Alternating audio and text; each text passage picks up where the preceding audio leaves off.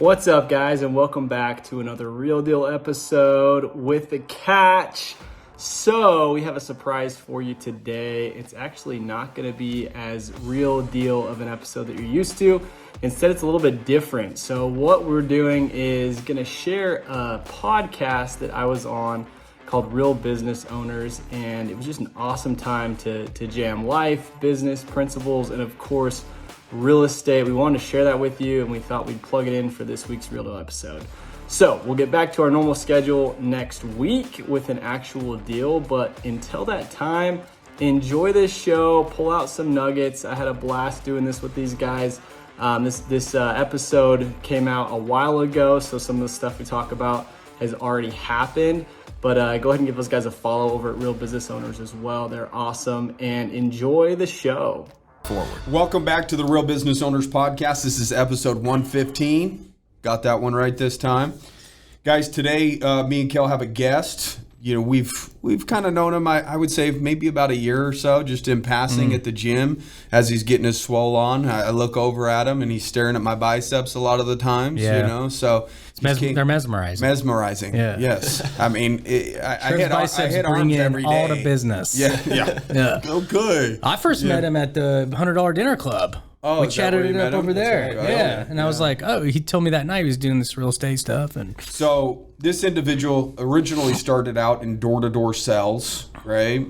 Has moved his way into, real estate investing. He's an entrepreneur, self-made, right? Knocking doors, saving money, making sacrifices so that he can build the next thing, work his way out of knocking doors and create a life for himself. And he's done just that. He's got to the point where he has real estate courses that he sells, teaching people everything that he knows, the ins and outs of real estate. I would say avid fitness junkie. Yeah. Would that be also a title in your resume? I would say yes if people are listening and know if people are watching right now. Yeah, so. Exactly. So don't watch it on YouTube or anything. Just we'll take his word for it that he's an avid fitness junkie. Guys, today we have Brody Fawcett on the show. He just barely 2 or 3 days ago got done with 62 miles or 100K. Yep. Is that what it was? Yeah.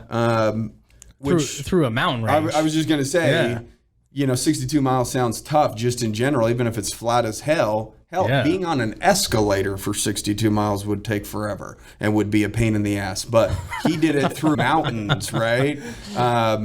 Elevation change was ridiculous. It started raining on you, and you look dead at mile 55. They're talking about right now. I was like, I probably still you look good right now. He just got done with a massage. He did his whole massage thing after the fact. But that was 2 days ago, 3 days ago? Was that on Sunday, Saturday? Yeah. So both started Saturday, ended on Sunday morning. So how many hours did it take you? So it's crazy, which I'm sure we'll get to at some point. But 23 hours and 45 minutes, 50 minutes. The time cap was 24 hours. So some people can't even keep a promise to themselves for more than 24 hours or a commitment, let alone freaking hiking and running. Was the majority of it more hiking or was it running? A lot of it? Probably both. Like the best way to describe this race was you're looking in. I don't know if you've been up to Beaver Mountains or the Tusher Mountains. Oh, yeah. I've been up to yeah. And it's crazy. But, I mean, one of the probably hidden gems of the world, honestly. It's crazy beautiful up there. But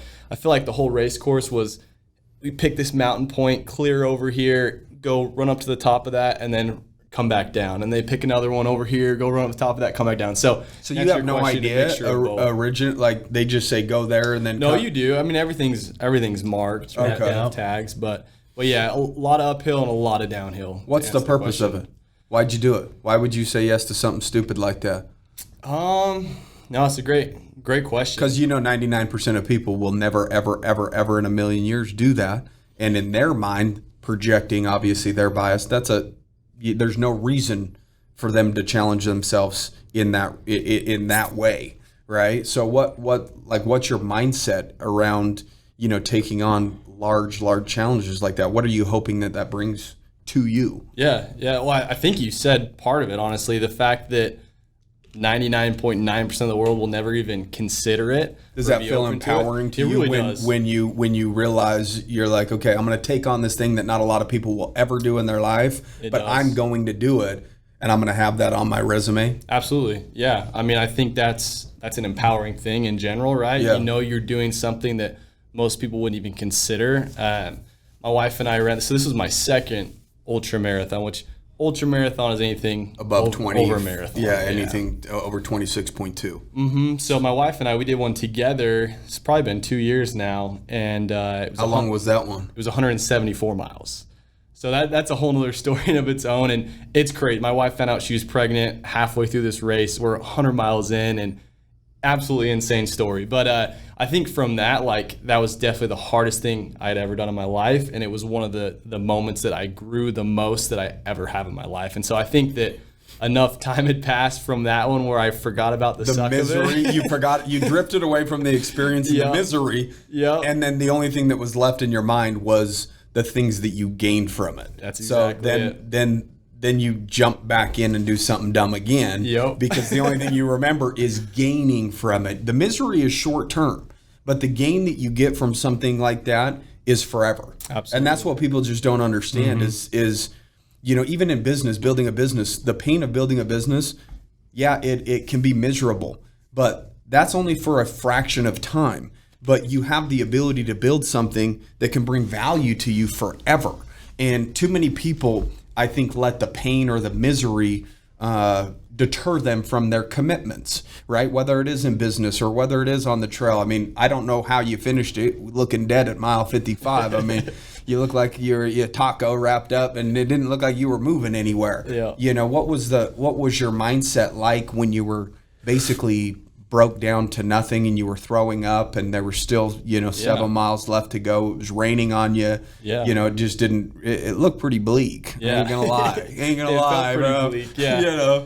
Heart, I sent my heart out to you, but I'm sure you didn't feel a thing, when you were. I mean, I made it through somehow, so I'm sure it helped at some point. But I'm glad you brought that up, because I try to pull like these. I mean, you're going through this time for so long. You're on the trails, a lot of like quiet time, to think. So I always try and pull some lesson out of like these different races and experiences. And this one that you brought up, it's interesting. I thought about memories over moments, right?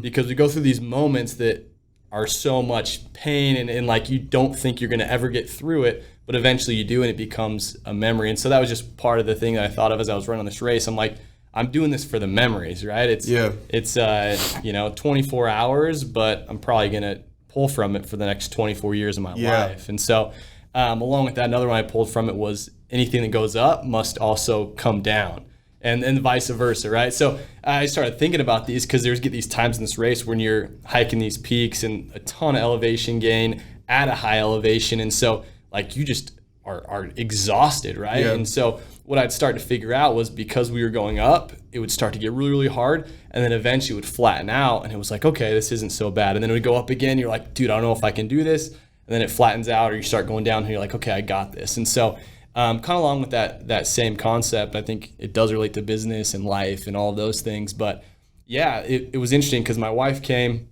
to pace me the last about 12, 13 miles of the race.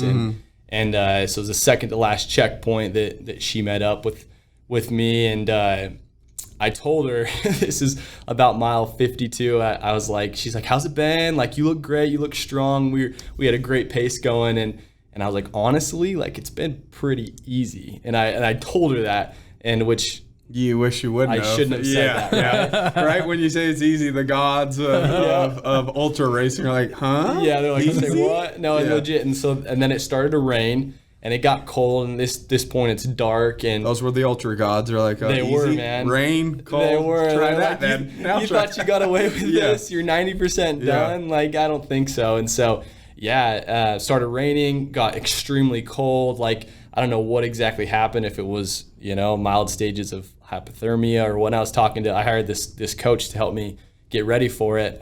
He's just a professional ultra marathon runner, and I was talking to him afterwards, and he's like, yeah, definitely, it sounds like it was brought on by the cold. And So my body is just rejecting everything. I'm throwing up. I can't keep water down, can't keep anything down, and I still And that's what helps you power through those low points. Yes. You get a little bit of nutrients in, you get a little bit of water in, and then you can actually, what's cool about it is when you deplete your body of every piece of nutrient in it by exhausting it, when you actually refuel, you could feel it. Yeah, absolutely. Like on a day-to-day basis when we go eat lunch or what, like you don't feel it. You're just no longer hungry anymore. But when you're out there putting your body through hell and you put a little bit of food in your system, you get that, like you could feel that second wind just kick in. So I can only imagine not being able to hold anything down or any water down and just continuing to feel that state of exhaustion, never being able to kind of bring yourself back out of that. So that was it. And to put it in perspective, those last 10 miles took about 9 hours to finish. And so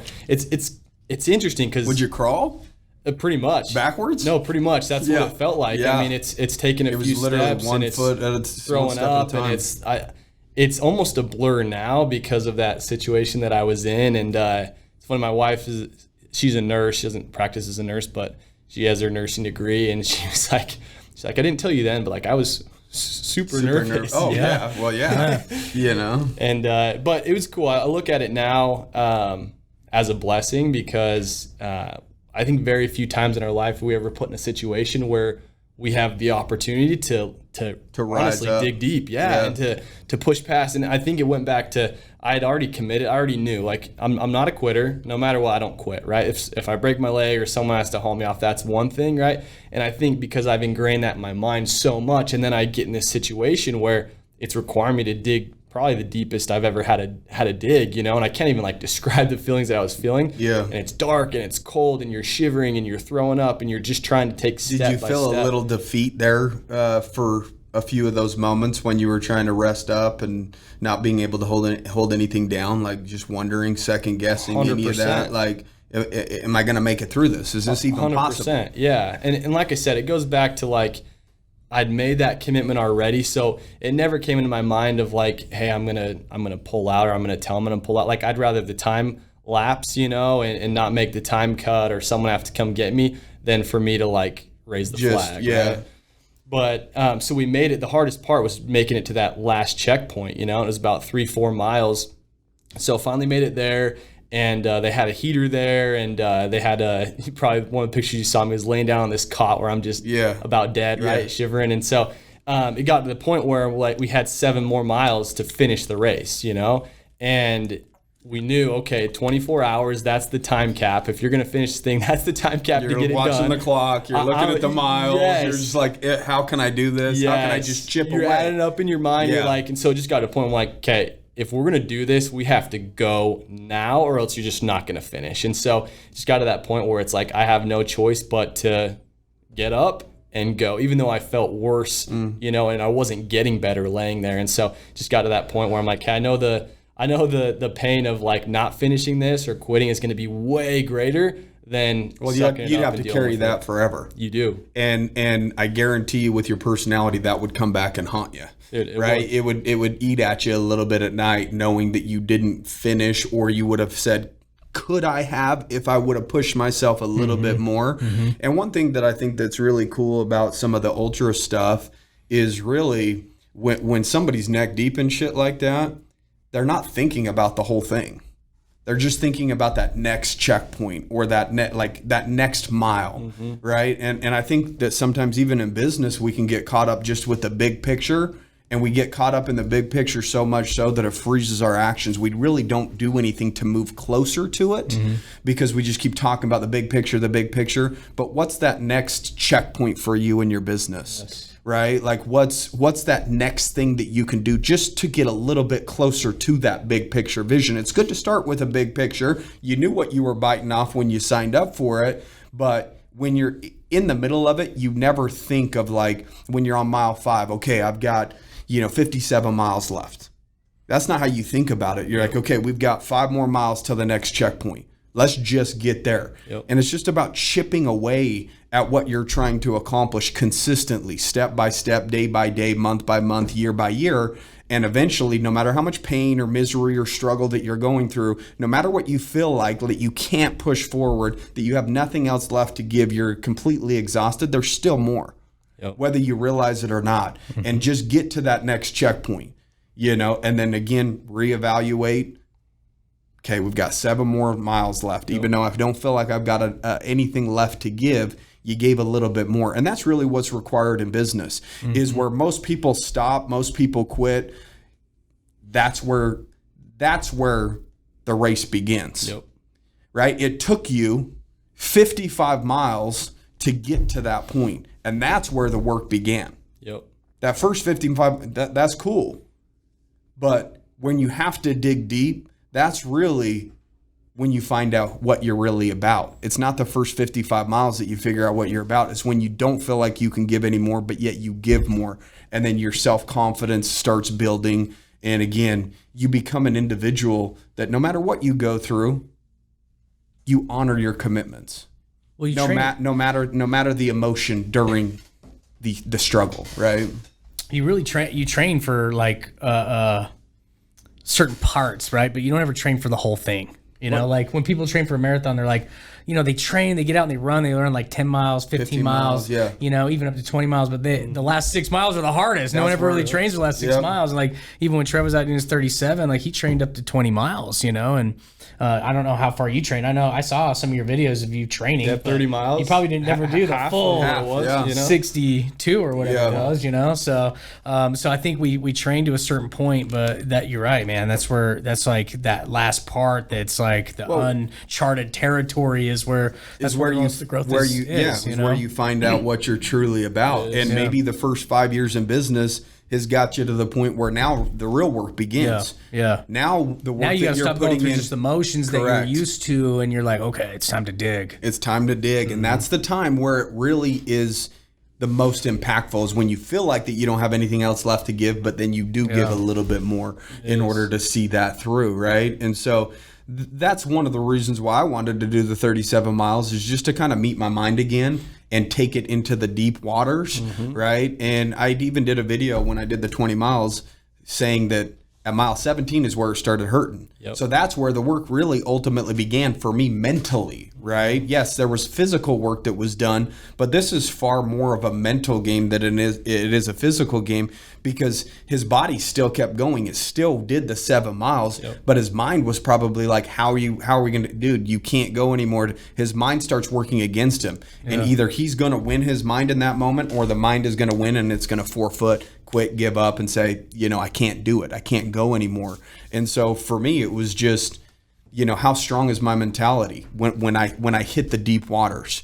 And it's just a metaphor for life or business in general, right? Because if you continue to put yourself through misery on purpose, where you're in control of the misery, when life comes in and throws a curveball at you and it's something miserable, you're far more equipped to overcome that curveball or whatever that issue is in life or in business than somebody that's never put themselves in tough situations. It's just another problem that you have to solve, and you're great at dealing with problems because you've put yourself in problematic situations so often that your mind is a lot more prepared for it. And I think that that's what people miss when it comes to fitness and entrepreneurship, is just the discipline aspect of it, the mental gains that an individual can get that ultimately carry into life in general or business in general, right? So let's get into real estate.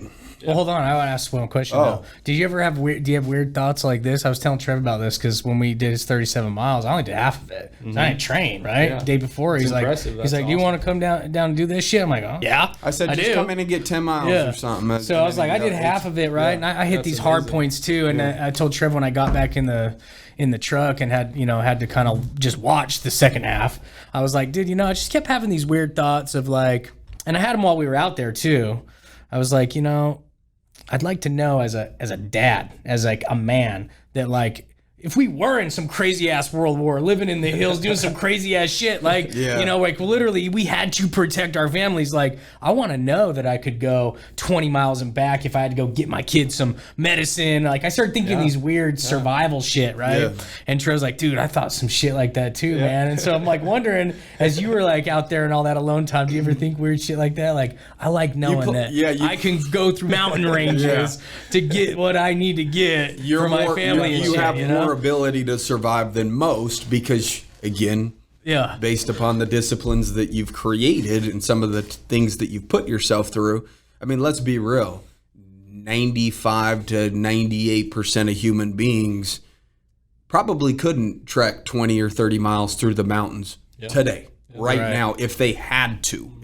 I'm not saying that that's likely, but again, equip yourself. You just never know, right? So what weird mind games did you play? Like, hey, like, I gotta do this for my I think it's in our DNA as men and like fathers and shit. Like just protecting and providing, right? I've definitely thought of it before. I think too, in the same aspect goes for like the gym. I think of those things and like I haven't done like CrossFit in a while, you know. You see me at the gym every morning. It's been a couple years, but a lot of those same thoughts like CrossFit and like, because one thing to be a really big guy, you got big biceps or whatever, but you can't run a mile. You're going to be in trouble if someone's chasing after you. You know, so I think, and I just bring up CrossFit because I think it's all around. You feel like in shape all around. If you were to get in a fight, can run, protect your family, lift, or you're going to be good. So definitely have had those thoughts for sure. I think part of it is in some form of like, all right, male, I gotta provide, providing, protecting for your family. It's within us somewhere, right? So, I even had those thoughts when the pandemic hit and everyone was buying up all the toilet paper in the grocery stores. I looked at like 90% of our society, like, you guys are so pathetic, you know? Like, you guys are literally just cleaning out the grocery stores and buying up all the toilet paper and food and shit. And I'm like, if it was really just over, I mean, you're gonna be able to wipe your ass real good for the next 2 or 3 months, but then you're screwed. I was never really worried. I know how to hunt and shit, right? So I was like, all these weirdos and fighting in the grocery, I ain't doing that shit. I'll go provide for my family in the hills if I have to, you know. But my family, I have to go vegan, eat grass, dude. I'm not a good hunter. I don't, you know. So we'll get you out killing some shit if we have to. I'll cut a finger off. It'll be a nice little nibble for the kids or something. That's the only hunting I can do. So let's talk about your transition from door to door to real estate entrepreneur. I mean, obviously there were a lot of good lessons that you learned in the door-to-door industry. What were some of your biggest lessons that you took from doing that, and how long did you do it for? So I mean, I think door-to-door is so interesting, right? Because we look at sales in general, and I know both of you have a sales background, and you'd probably say that like your sales background is why you're as successful as you are today, right? Absolutely. I would give it a big portion of the credit. So I feel the same exact way. And so you take that and then you go to cold calling, and then you go door to door, which people aren't expecting you. It's hot outside. You're knocking on doors. You're getting them slammed in your face, and you're like the product you're selling. Like for us, we knock on the door. People weren't expecting us. They don't know if they need it, right? And we get it installed the same day. It was alarm systems, and that's kind of what I've done the last really 7 or 8 years, right? And so learned so much from that as far as how to read people and metaverbals and all the things that come from introducing a product and creating a problem and helping them understand why they need it and why this is a solution to their problem, which is really business today, right? So that alone, not to mention like just overcoming rejection, the tenacity that it creates, right? Your ability to overcome rejection, which is a lot in business. Absolutely, because I think that it's a lot of people compare it to like batting average, right? To be successful or to go play in the MLB, you're going to fail way more than you're going to succeed. Yep. So it's the same way. Like I could go make, as a college kid, $1,000 a day if I was successful 1 out of 100 times. That's it. So I could take 99 no's and I can make $1,000 a day as a college kid, where it's like, you start doing the math. If you did that every single day, as a college kid, you're making $350,000 by taking 99% of the interactions are rejections to you, and you gotta, not take it personally. Take it on the chin and move forward. That's it. And you're still successful despite having all of those rejections. So were you ever shady?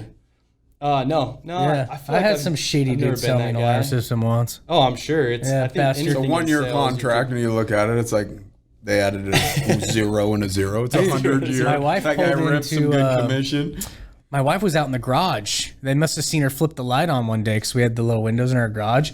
And some dude came up and like pounded on the garage door and scared the living shit out of her, you know? And then she came in and got me. I went out. I couldn't find nobody. Next day, dude knocks on my door and he's like, yeah, there's been a lot of weird things going on in the neighborhood. People have had their garages broke into. And I was like, dude, I don't want your alarm system. I'm going to shut my door. And he's like, sir, can I just talk to you and your wife? He like literally does the foot in the door thing, you know? And I was like, no, dude. My wife hears him in there and she's like, who's in the door? You know? Anyway, long story short, It was him. dude ends up getting my wife to come to the door too. She ends up letting him come in. He signs us this dumbass deal for the alarm system, and that was the thing that got brought up. Is some dude scared me in my garage last night, you know? And then someone told me later that the was problem and those the guys were solution. coming in the neighborhood, freaking Yeah. like doing shit, like opening Yeah, that's windows, shitty. like scaring shit out of people to sell alarm systems. I mean, I probably would have done it back then. Oh, me too. You know, sometimes you got to create the problem so you can sell the solution. Yeah, you I had know, shady days, you know. But no, I mean, at the end of the day, I have a lot of respect for people that have done door to door, do too. door to door. Yeah. I really do. Do I buy from a whole lot of them? No. But at the end of the day, I understand, you know, how much rejection that individual probably goes through on a day-to-day basis, and it's just more than what the average person can handle. I mean, in your years of door to door, how many people have you seen come for 2 weeks, 2 months?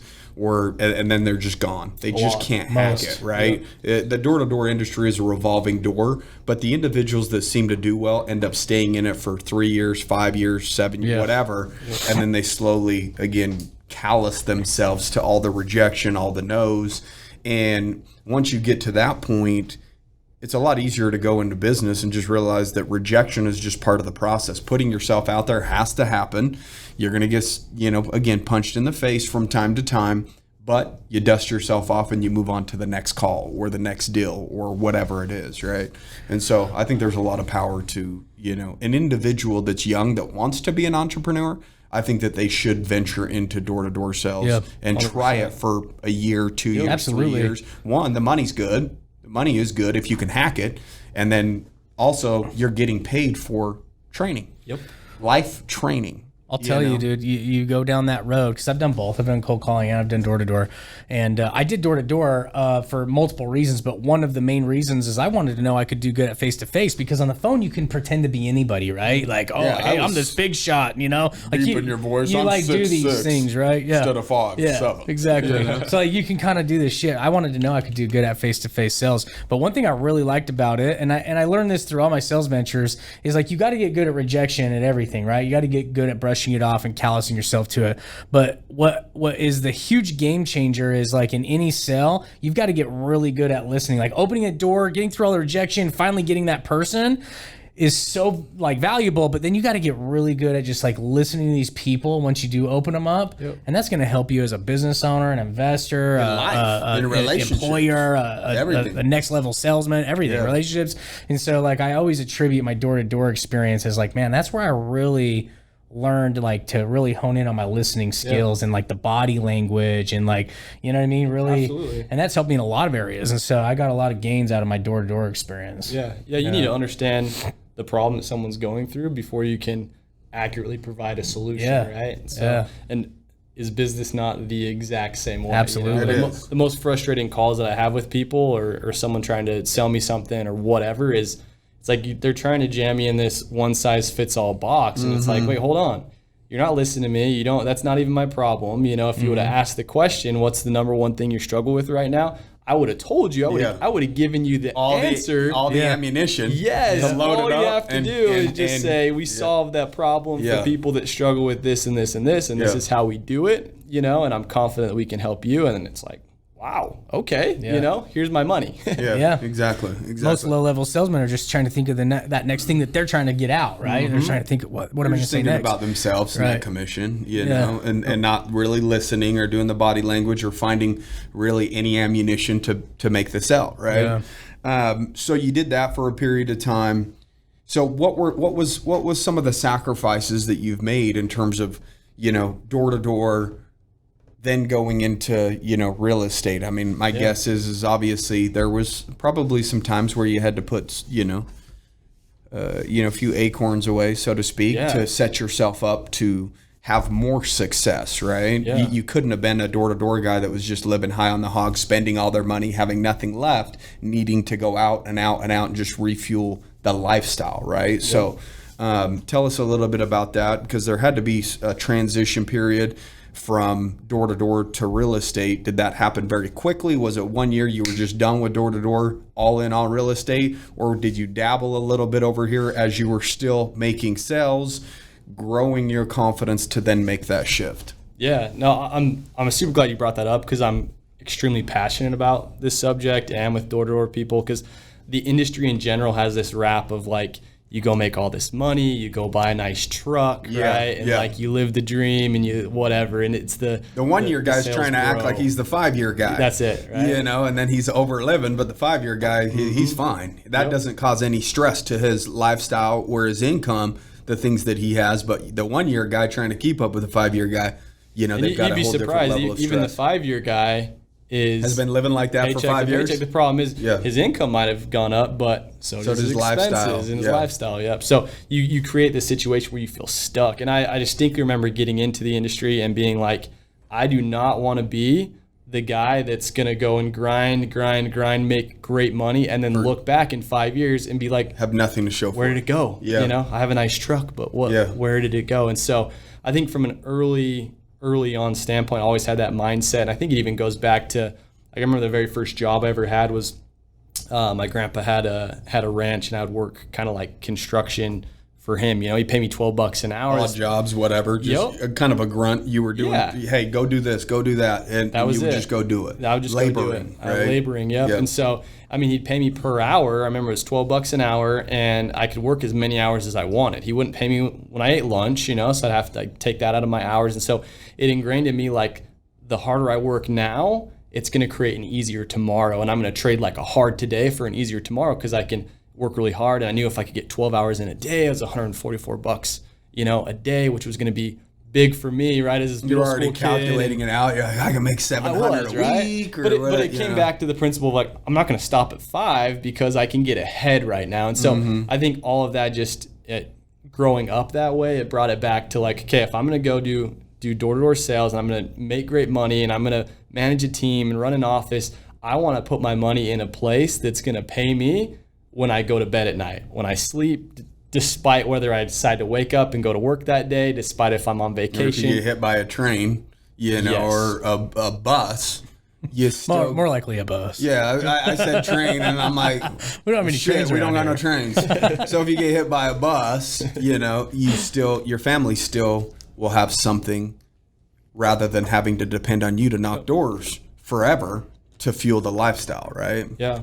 So I think because of that, I've always been passionate about that. So throughout my career, I'd pick up a rental property here, and I'd pick one up here, and it was just slowly building this passive income. And it's really cool because I'm still involved in door-to-door sales, or I don't knock doors anymore. I don't go door to door, but I have a few offices that do, what? Right? Yeah, I'll fly out once a month in the summertime to Texas. I have a couple teams that do they sell solar door to door, right? And so it's more of like, I took out the parts of the job that I didn't like and they didn't give me energy, and honestly were a waste of time. It sounds bad because it wasn't a waste of time a few years ago, right? But now if I spend my time knocking on a door, even if I make a few sales that day, taking away from something bigger in terms of a setup for a larger future. It is. Knocking the doors might take care of today and set you up for a bigger future, provided you live on little and save a lot, right? Yep. Which unfortunately most people don't do. I still shake my head anytime I see a youngster driving like a freaking brand new Mercedes or whatever. I'm just like, you're like 22, 23, like, set yourself up, drive a hunk of shit for a period of time. Make some sort of sacrifice. Yep. If you guys aren't making any sort of sacrifice in terms of your lifestyle versus income right now, your future isn't looking too bright. That I can guarantee you, right? Because whatever you're doing to fuel that lifestyle or pay for that lifestyle is something that you're going to have to do forever. And that's exactly what Brody talked about. There's guys that have to go out every single year and produce because they built a lifestyle, and that lifestyle is imprisoning them to having to produce every single season that they go hit the doors, right? And you were basically setting yourself up from day one to be able to exit that and not be imprisoned to having to do that. If you do it, it's now a choice. It's an option that you have for yourself rather than a must, right? Which is a huge, I think you and I have jammed on this before, right? Just in conversation. But like there's a huge difference when, like if you want to work, that's great, right? Like we all work, right? Do we have to work? No, we don't, and that's another reason I believe in real estate. And since the age of 25, I'm 29 now, right? But I've been financially free, right? My passive income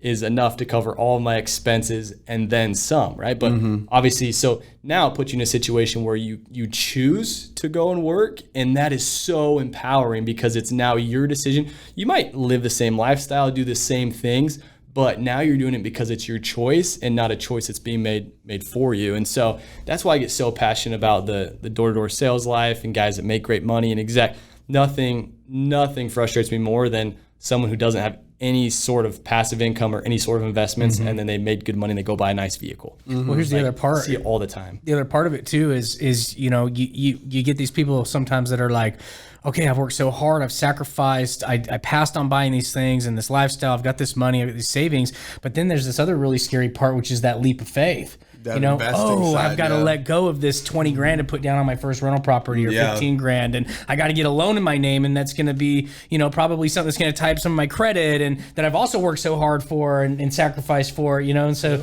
there's that whole other part of taking that leap of faith. And so I'm sure, because you were young, how hard was that for you? Because I did that too. I did the leap of faith and got burned in the '08 market crash, and then I was scared to get back in the game. And man, I'm still trying to figure out different real estate investments and what's the right move and stuff. And so, but what did that look like for you, man? Like taking that leap of faith, and just pushing yourself to do it. Yeah, it's funny because like now I've done it so much, you almost start to forget, right? Yeah, you're just numb to it. Like this is easy. I don't know why anybody isn't doing this. Yeah, right? exactly. You've drifted so far away from the experience of your first investment, right? For where it's now it's just it's nothing. It's normal. The same with us. Like it doesn't feel like a risk, right? Because you're confident in it. It feels like what you should be doing. Yeah. Because you've done it. Yep. Right. And I remember going back to that because I had one rental property and then we got married, right? And I'm like, babe, we need to go buy another one.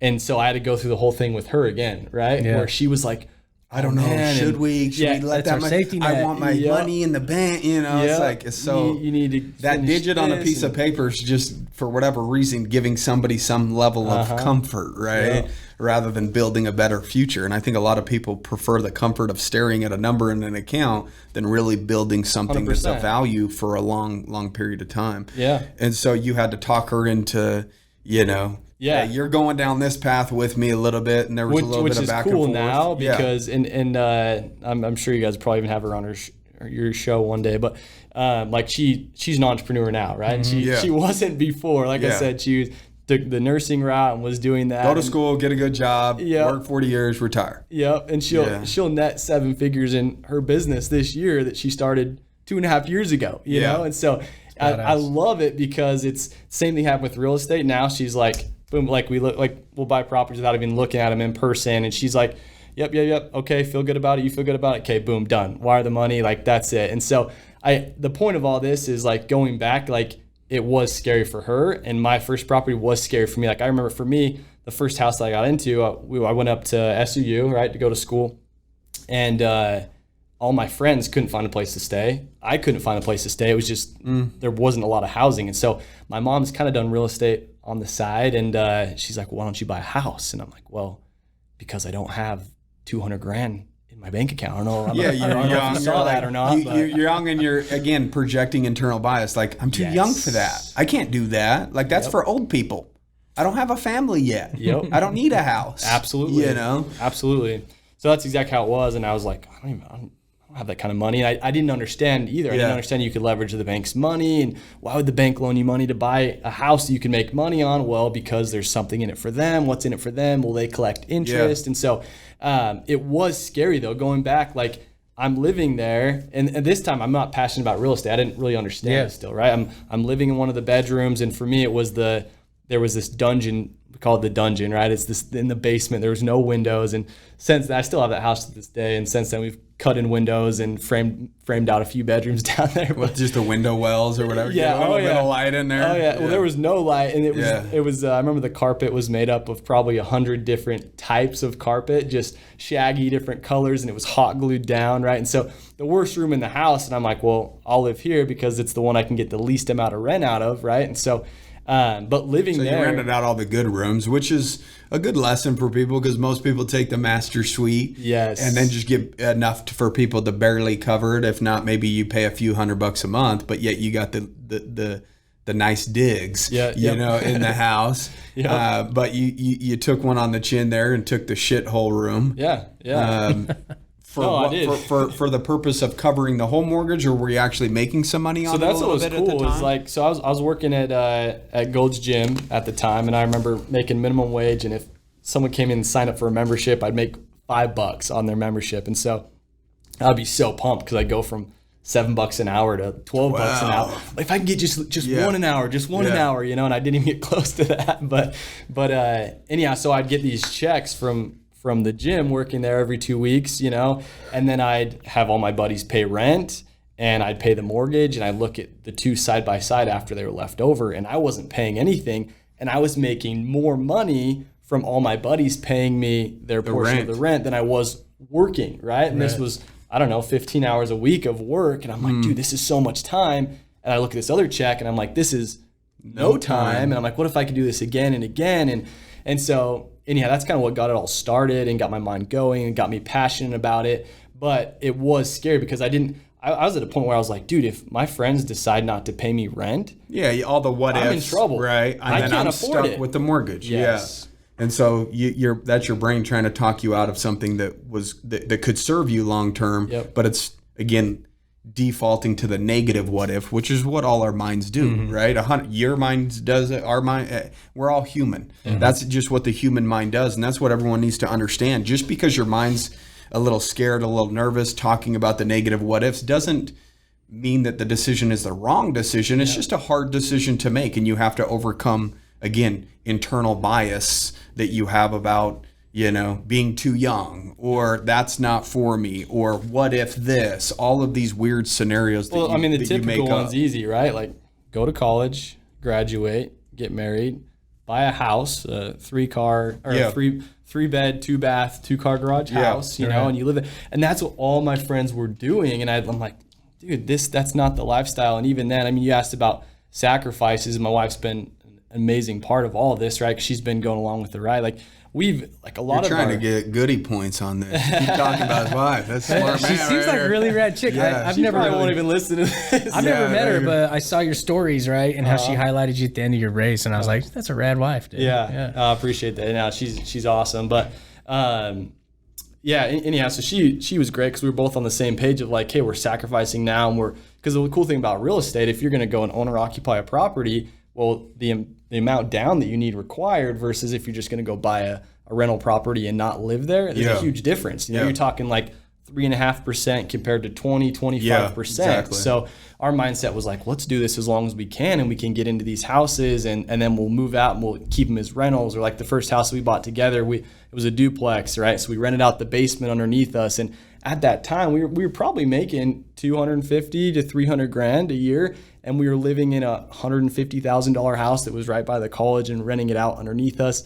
And I watched a lot of my buddies that were managers in the same company, different companies, and they were going building these dream homes that they still live in to this day, you know, and this is 7 years ago, 7 years ago. And I look back at those decisions that we made, and I could even take like my first house, right? Like, for example, that one, the mortgage on it is $1,080 a month, right? It rents for $2,700 a month. Well, it's been that way for the last 9 years that I've had the house. Not to mention, right, that money that I've taken each month, I've saved it up. I bought another property with that. So that's cash flowing. So there's more that's coming from that one property. I did a cash out refinance on that first house. Pulled out the equity, invested that into another property. And so, like, I kid you not, we trace it all back to this one property that I bought for $165,000, scared out of my mind. I couldn't afford the mortgage, right? And it's probably made me over $1 million in 9 years just from that one decision, and that all my savings from that summer, which was like $5,500, right? Yeah. And that's including my mom kicking back some of the commission because she was a realtor. And I'm like, well, hopefully we can cover this first month with my buddies not leaving me high and dry. Yeah. So. There's a huge lesson in that. Is one, so many people go against the grain or don't go against the grain. They do the American dream. They just like are all kind of going the same way. And the same thing even as you get into investing, because I've done this, I made these mistakes, is like you're trying to play the market. So when people are jumping in, they're trying to play the market. They're trying to buy low and sell high. And I've learned that over the years of my own businesses and my own investments. Is like, man, when I'm doing what everybody's doing, trying to play the market, like when I jumped in 07 and flipped a couple homes and I thought, oh, cool, I bought low, I sold high, I'm going to do it again. And then I got burned, right? And then I did what everybody else was doing too. And I'm like, I'm dumping everything. I even foreclosed on a couple that I bought with some partners. And I was like, man, I wish I would have just held it out and rode out the storm, right? Like some smart people did, but most got scared and they dumped, right? Including us and me and my partners at the time. And man, it's like every time I go against the grain, I'm like, I see this success. But every time I try and do what everyone else is doing, everybody got scared, like your buddies doing the American dream, buying their, becoming a manager, buying their dream home. It's like, man, they get stuck. And it's not that they're not finding some level of success, but they're not finding full success. High levels of success. Yeah. And I'm actually struggling with it right now because real estate, because right now it's like, I've been through those down times. I've been through the up times. I'm like, should I keep buying? A lot of people are saying they're holding off. They're waiting for the crash coming, right? But maybe I should just be buying. We're buying a condo this week, paying cash for it. But we're buying some shit. But I'm like, man, should I keep buying or should I be stashing cash and waiting for a crash? Like you kind of get in this little like indecision, what to do thing, right? Indecision bubble. Yeah. Because you're just trying to predict shit, right? And I've been guilty of it. I sit on a pile of cash. But we're not full-time real estate investors like you. So I'm like, I'm curious because I've asked a lot of guys in our investor groups, half think, dude, I'm stashing cash, I'm holding off, I'm going to buy in the crash. The other half are saying, no, dude, inflation's crazy. It's going to keep going up. Keep buying. What do you think? Yeah, no, I love it. I think it's a question that everybody has right now, right? Yeah. Especially at a time right now. I have a few thoughts on it. It's interesting because a lot of the people that have this mindset of like, I'm just going to wait till everything crashes and I'm going to buy all these houses. Do they ever buy all these houses when it crashes? Right. They never do, right? Yeah. They never do. It's more of a mindset to keep them from playing the game, maybe because they're scared or whatever we've talked about, right? You're chalking it up. That's a good excuse not to enter because you're too scared to enter. Yes. But then when the time's right, you're still going to be too scared. Yeah. And I'm not saying that's everybody, but I bet it's a majority of people. And so my mindset on it's a little bit different. Like some of the best investments in real estate that I've done have been in this last year during COVID, during the high market, all these things. Is that because you had a bunch of rentals prior that you ended up getting rid of at a very high price? No. Or was it purchased within the last year with high prices and you still won on that deal? Yeah, I mean a little bit of both, but mostly the latter, right? Because what happens is are they harder to find right now? Is it more competitive? Yes, but are they still out there? Absolutely yes. So what happens is like the low-hanging fruit, it's not as visible, so a lot of people take that as like, there's nothing out there. Yeah. Oh, I'm going to wait. Or in reality is there's still amazing deals. But they're just not digging. Yes. They're looking at the surface. They're looking for the easy stuff, right? And so along with that, like I've always had this belief of like, one, you can never time it, right? So if you're always waiting, then who knows? You're going to be waiting a long time potentially, and you're missing out on, you even look at tons of money. Yeah, really a lot of money. Yeah. A lot of money. It might make up the difference if there was a dip. But I'm just a huge believer in you invest based on the worst case scenario, right? Okay. And if it makes sense, the numbers work, then send it, right? And then if things are great, then even better. But where people get into trouble is they invest based on the best case scenario. And then if things dip a little bit, right, their margins aren't as good. And so they're in trouble. So I'm just a huge fan of like quality over quantity. And that's when people get into trouble. We look at like, 08, 09, and like I always invest with that in mind, even, right? Things, rent actually stayed pretty steady, Yeah, right? I've heard that too. Because people, their credit's gone to shit. They can't buy, they have a place to so they live. need a lost their place to house, live. Yeah. Still need to live somewhere, exactly. And so, but even then, if we just look at it without even considering that, things were about, right, say about 60 cents on the dollar.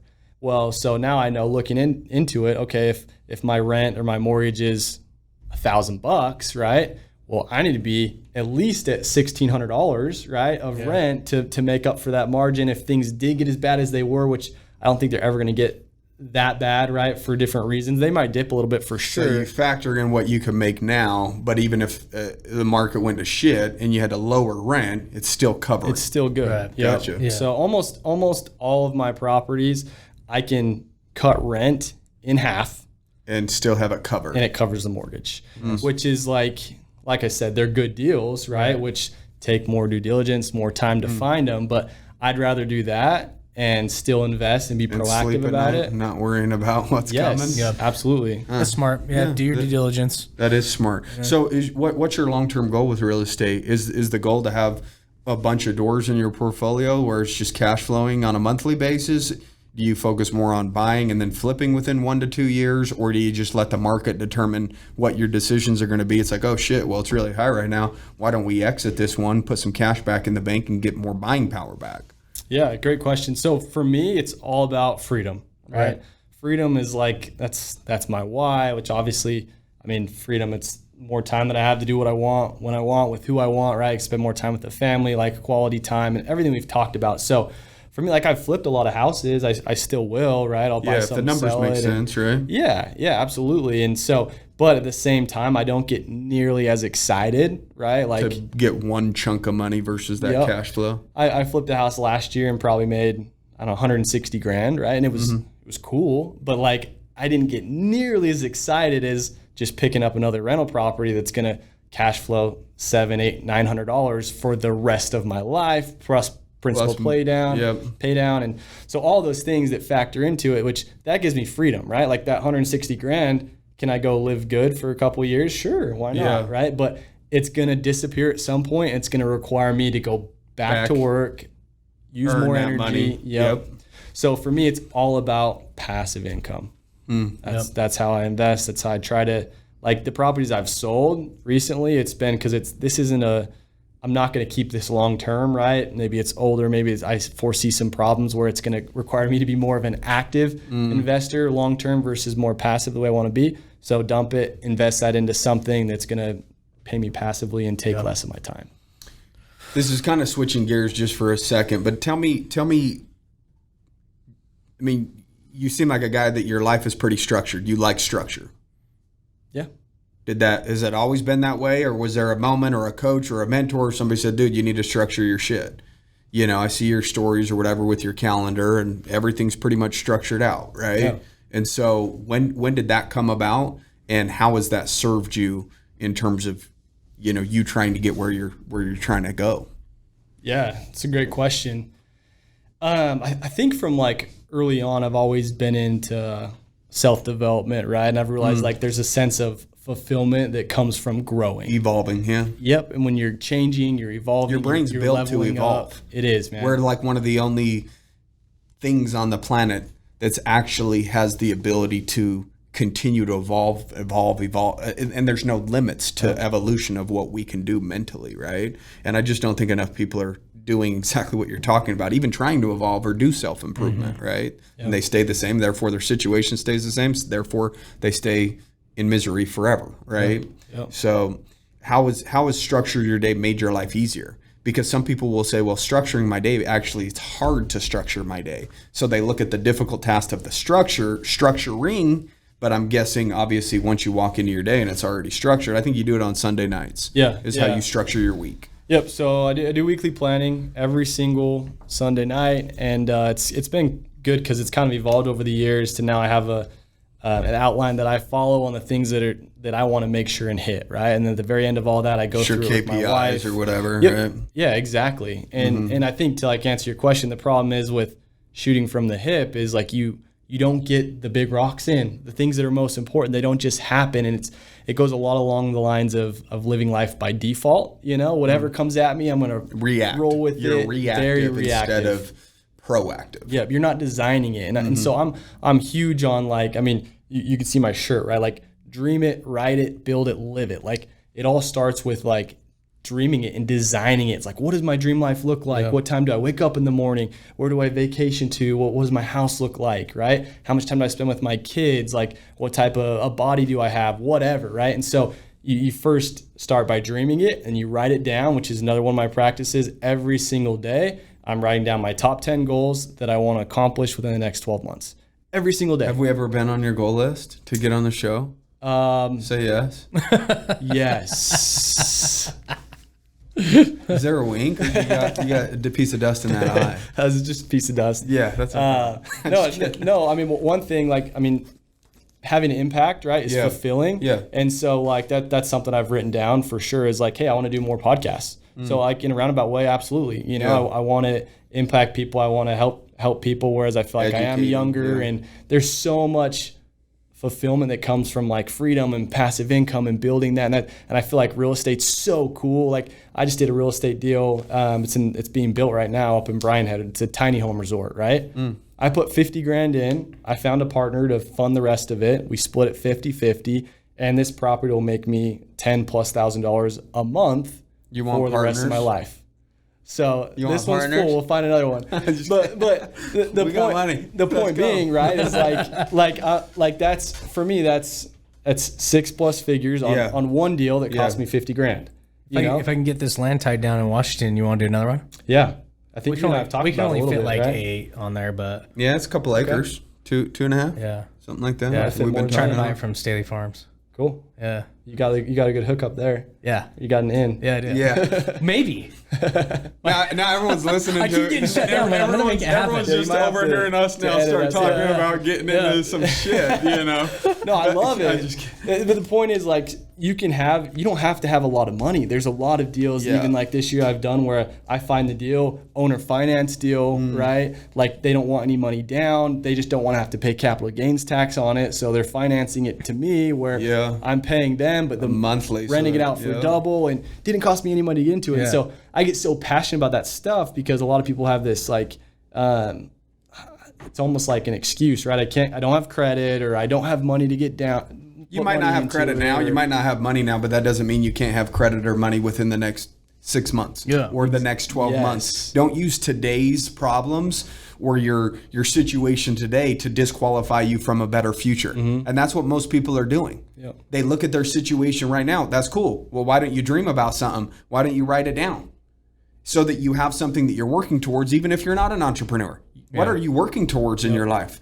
What are you doing right now to lay some sort of foundation so that you can have the credit or have the money? But as he's talking about, in some cases, you don't even need that. You just need a little bit of hustle muscle in your system and go out there, find the owner finance deals that probably aren't pulling your credit. They just want X amount. What's the worst case scenario? You default and they take their property back while they were cash flowing the whole time? Big deal. You know, they have all the leverage. 3 main things you need, right? You only need 2 of them out of the 3. Like, between the knowledge on how to do it, which is why I'm passionate about coaching people and teaching them, and right, you need the money, or you need the hustle, but you don't need all 3. You only need 2 of them. So if you get the knowledge and you have the hustle, you do not need money, right? If you have the money and you have the knowledge, you don't need the hustle. You guys know you can write a check, right? Find the money. So it helps people to understand that, hey, I don't have to have all this money, and I can start building passive income, and I can start down that path, and that steamrolls into something bigger. And if I'm smart, I live below my means, I can save that up and roll it into this, and it just starts to I think build. People just blow up the big picture and they just say, well, I don't fit in that right now. That's not me right now. And I think that they do that purposely in their mind to make it more difficult than it really is, just as an excuse to talk them out of not really doing that thing. Right? Because it's so much easier just to not do anything and just say, well, you know, I don't have good credit, or I don't have cash, or I don't have that, you know, well, I'm too young. I'm you know, again, these are all internal biases that these individuals have about themselves, and they're telling themselves a lie so that they can feel good about not doing anything about it.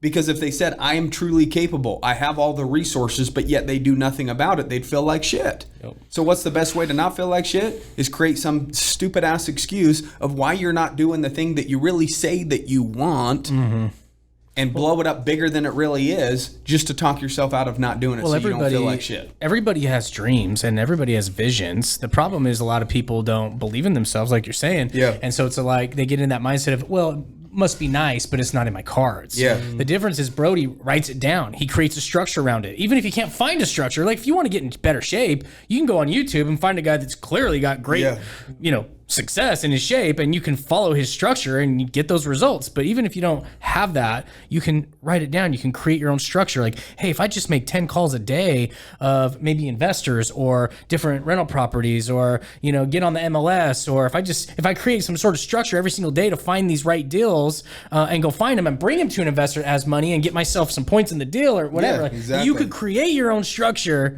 right? And then just stick to it. And if you stick to it long enough, the results will show up. But a lot of times people just don't have that belief in themselves. So they just think, oh, it must be nice. It's not in my cards. I want it. I just don't know how to get it. So they stay stuck. But success always shows up through motion and action, man. You just create something, write it down, dream it, write it, and then you'll find a way to build it for sure. Writing it's cool because it's the first step of taking like this dream and it starts to become real, right? Yeah. Like you don't go build it yet. Don't go live it. Don't go live the dream yet. That's okay. We realize you're not there yet, but like first just dream it up, which is exactly what you're talking about. It's the design. The architect. You have to design You're a mental architect. Yep. Yeah. And then put it on paper. It's the first step to making it a reality, right?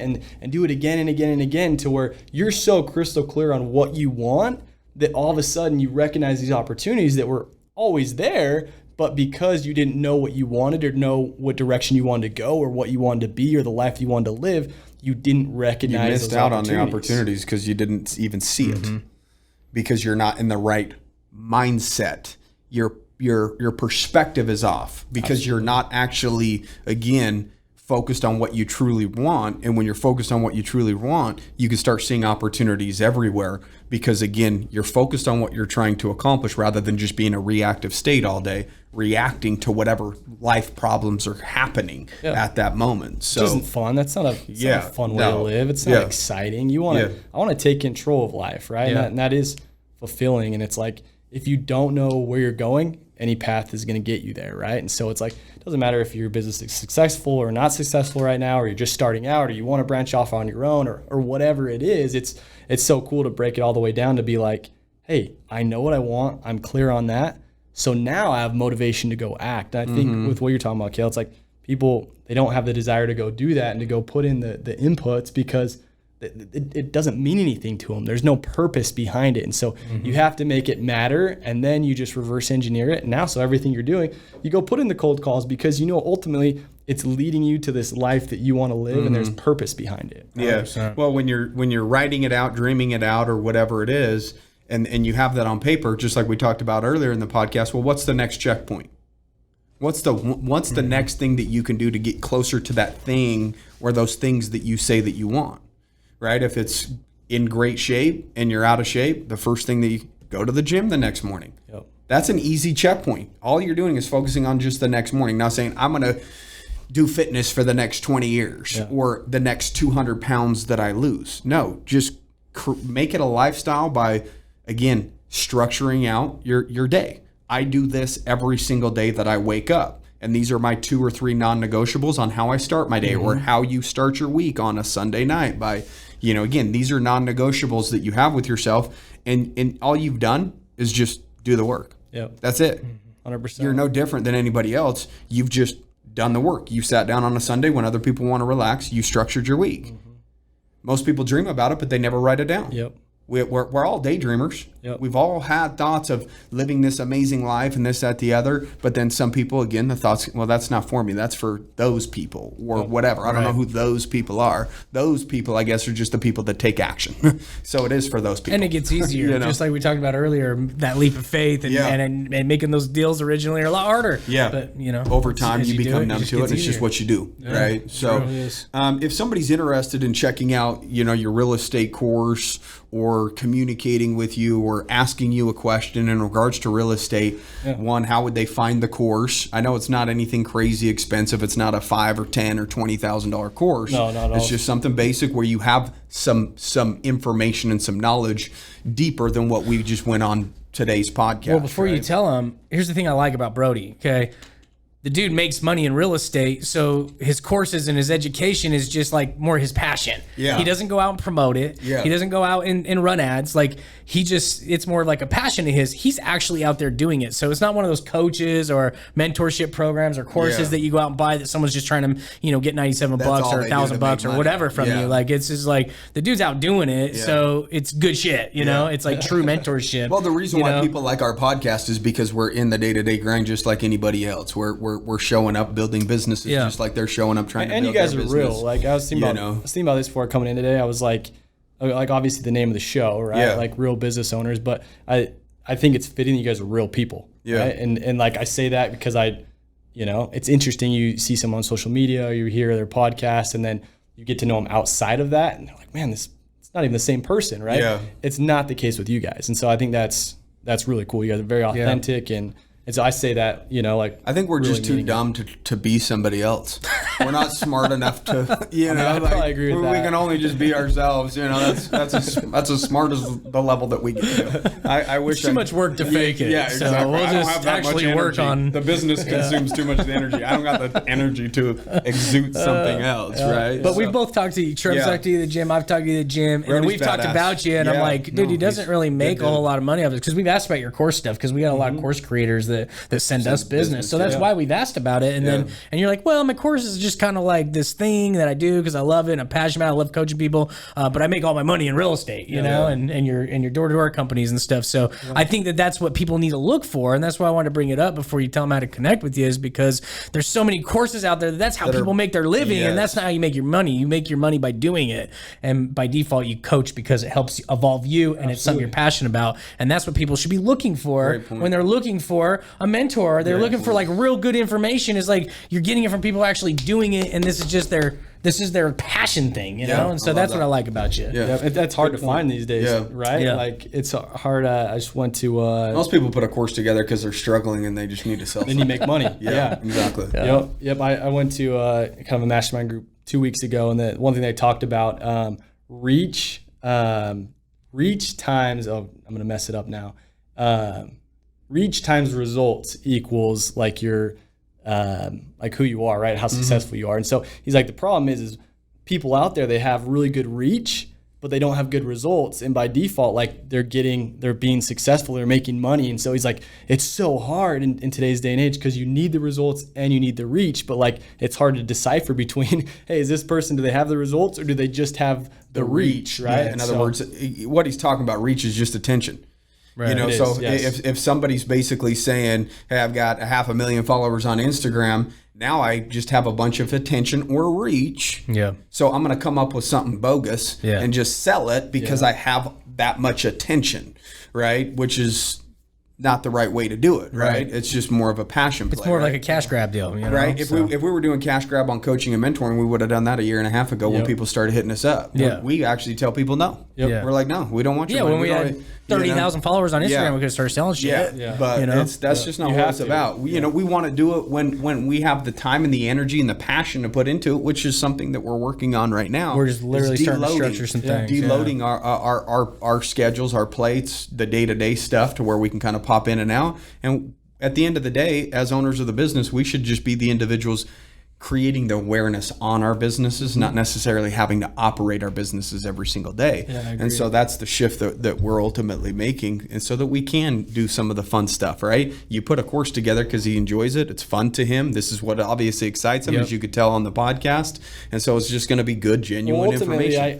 Because obviously I get hit up a lot, right? Hey, what would you do in this situation? Or what about this? Or how would you do this here? How did you get your first property? What's this type of strategy? It gets old answering all the same questions. It does. And like, I can't answer it. Like, I'm not going to jump on a call with everybody, and I can only put so much content out there that people can like. You still got to make money. And not only that, just that like, hey, I'm saying, I can replicate myself. Exactly. And you can get more value out of it. And so that's ultimately what led to. I'm like, hey, Here are all the questions I get. What did I do that allowed me to first build 6 figures of passive income through real estate? Let me reverse engineer it because I started with nothing. I mean, you guys know, I just talked about it, right? So what were those steps? And now how do I go teach people to do that and break it down so it's so simple you can't mess it up. Simplicity. Yeah. And then if someone asks me like all these questions, it's very easy to be like, yes, all the answers are here, and you're going to get way more of a beneficial answer than me responding just in a quick canned. Exactly. 2 minutes because I'm busy. I'm trying to make money and do deals. Actual real estate deals. Not I don't make money in the DMs answering your questions. Right. Yep, so create a course. Let them get the information that's up in the dome, but not have to do it 1,000 times for an hour. Right. You know, what is it, 13 to 14, 15 hours, something like that of content in your 15 course? and a half hours, something like that. Yeah. So guys, how, you need to connect with them. How do they do that? How do you connect with Mr. Brody Fawcett? Yeah. So, I mean, if you're interested in the course or coaching, you can go to realestateinvestingschool.com. Really simple, real estate education at realestateinvestingschool.com. That's where you want to go. Realestateinvestingschool.com. Yep. What's your Instagram handle if somebody wants to follow you and watch you do DM you. 62 miles and look like death at mile 55? Actually, there's a picture. You don't even have to look at the stories. There's a picture. He looks like death. He's like, I almost unfollowed you because I thought you quit after I looked at that picture. Yeah, I was like, bro, you almost lost my respect, bro. I thought you were quitting there, dying on the hill. I was about to unfollow that ass, dude. No, that's not me. First, last name, Brody Fawcett. So you can go there. A lot of the real estate stuff is at Flippin' Faucets. Okay. Fawcett's my last name. Spell Fawcett. Faucett. And we'll put that stuff in the bio of the podcast as well. So the website, as well as his personal handle and the Flipping Faucets. And we're not talking about like sink faucets. No, it's spelled different. It's spelled different. I thought about going with the handle, leaky faucet, but I didn't. No. It remained a thought. Yeah. You didn't write it down, obviously. Nope. Yeah, it was just a thought in and out. So, man, we appreciate you coming on. It was a short notice. I saw him at the gym this morning at like 6:30, 7 or whenever it was. Yeah.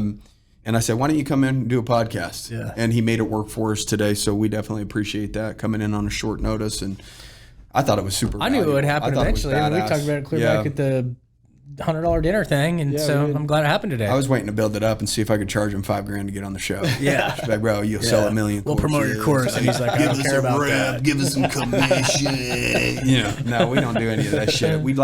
Look, man, we have a platform, and we take it very serious about putting people on that are just good, genuine people, and the people that are really actually doing the shit that they're talking about. Mm-hmm. So I know a lot of people have sent us messages about being on the podcast. The reason why we either don't reply or say no is because we don't know you. Yeah. And a lot of the people that we bring on the show are individuals that we actually personally know, which makes us feel better because we're giving you guys information from people that we know are the doers and that are just good, genuine, great people, right? So these are the people we surround ourselves with, or that we see in our community that we see doing awesome things. So we bring them in for you guys to enjoy as well. So guys, make sure you reach out to Brody. If you're interested in real estate, or it's even been a kind of a thought in the back of the mind, go check out the course, go check him out a little bit, go poke around. But I don't ever think it's a bad thing to continue to educate yourself. Yeah, get the knowledge, get it from somebody in different fields, right? Yeah, you never know where you're going to be in 5 or 10 years, but